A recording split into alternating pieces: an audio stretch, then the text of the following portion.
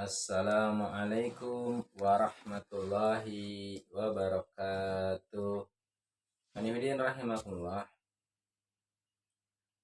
Pada Ramadan kedua ini mudah-mudahan Allah Subhanahu wa taala senantiasa memberikan kemudahan kepada kita semuanya untuk beramal soleh.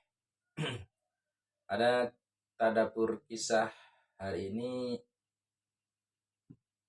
saya akan membahas tentang bahwasanya Allah Subhanahu wa taala Maha Penyayang, Maha Pengampun hambanya, seberapapun dosa yang dilakukan hamba tersebut. Jadi dikisahkan bagaimana ada seorang hamba yang telah bergelimang dosa, sudah membunuh 99 orang. Bayangkan kalau hari ini ada orang yang sampai tega membunuh 99 orang, tentunya adalah orang yang sangat kejam, orang yang sangat tidak berperi kemanusiaan, sehingga dengan mudah, dengan enteng dia membunuh 99 orang. Tapi kemudian orang ini dengan segala kemaksiatan dan segala kejahatannya, kemudian hatinya ternyata tergerak, mendapatkan hidayah, mendapatkan petunjuk bahwasanya yang dilakukan adalah salah. Dia ingin mengakhiri perbuatan ini dan kembali kepada Allah Subhanahu wa taala. Hanya saja orang ini ketika dia berkonsultasi dengan seseorang yang menurut dia alim, tapi orang yang dia tanya memberikan jawaban yang tidak pas. Karena ketika orang ini mengatakan bahwasanya dia telah membunuh 99 orang, apakah masih bisa bertobat? Apakah Allah masih bisa menerimanya? Maka jawaban orang ini adalah, wah sudah keterlaluan kamu, sudah terlalu banyak maksiatnya. Kamu tidak bisa melakukan, tidak bisa diterima tobatmu. Mendapat jawaban yang seperti ini, maka jiwa preman orang ini kambuh bangkit kembali, sehingga malah dia menggenapkan membunuh orang ini, sehingga dia menjadi membunuh yang tadinya 99 menjadi 100 orang. Tapi ternyata dia bukan tipe orang yang putus asa. Mungkin dia berpikir ketika berbuat jahat saja nggak pernah menyerah, masa berbuat baik dia menyerah. Maka kemudian dia menemui seseorang lagi yang menurut dia adalah orang alim, menurut dia adalah orang soleh, yang ternyata ketika dia menemui orang ini, maka orang ini memberikan penjelasan. Kalau memang hatinya bersih, niatnya tulus, maka seberapapun dosa yang kamu lakukan, maka Allah Subhanahu wa taala akan menerima tobatmu, akan menerima permintaan maafmu. Tentunya dengan syarat-syarat yang disebutkan. Di antara syarat tersebut apa? Dia meninggalkan lingkungannya pada saat itu, dan meninggalkan teman-temannya, meninggalkan lingkungannya, meninggalkan tempat dia tinggal, supaya hijrah ke tempat yang lebih baik, yang bisa membimbing dia, yang bisa mengarahkan dia. Maka orang ini menyanggupi, kemudian dia pergi ke suatu tempat sebagaimana yang diberitahukan oleh orang tersebut. Qadarullah, Allah ternyata berkata lain,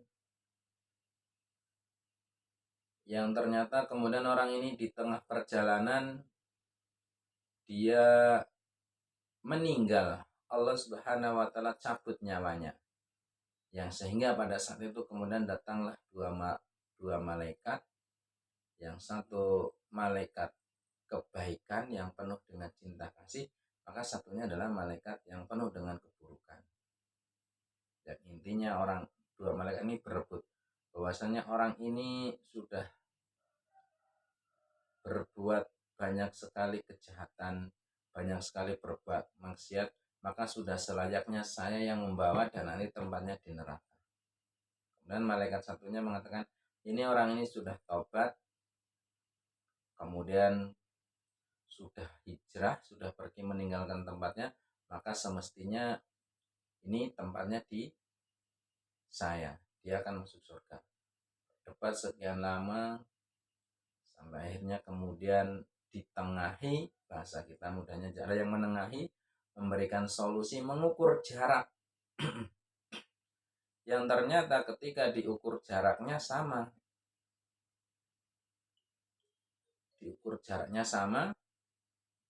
maka kemudian malaikat yang sama, loh ini sudah sama tau berat, tapi dia banyak kejahatannya, belum sempat melakukan kebaikan, maka dia tempatnya di tempatku.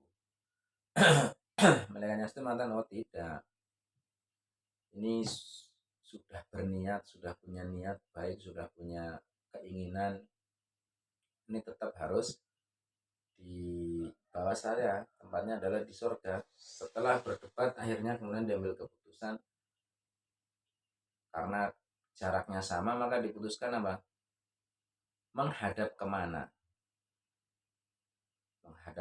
Ternyata ketika dilihat wajah orang ini adalah menghadap ke tempat dia menuju, maka kemudian dia dibawa oleh malaikat kebaikan dan tempatnya nanti adalah di surga.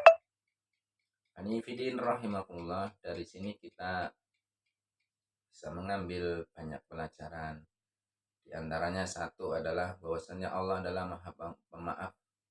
Allah adalah Maha Pengampun.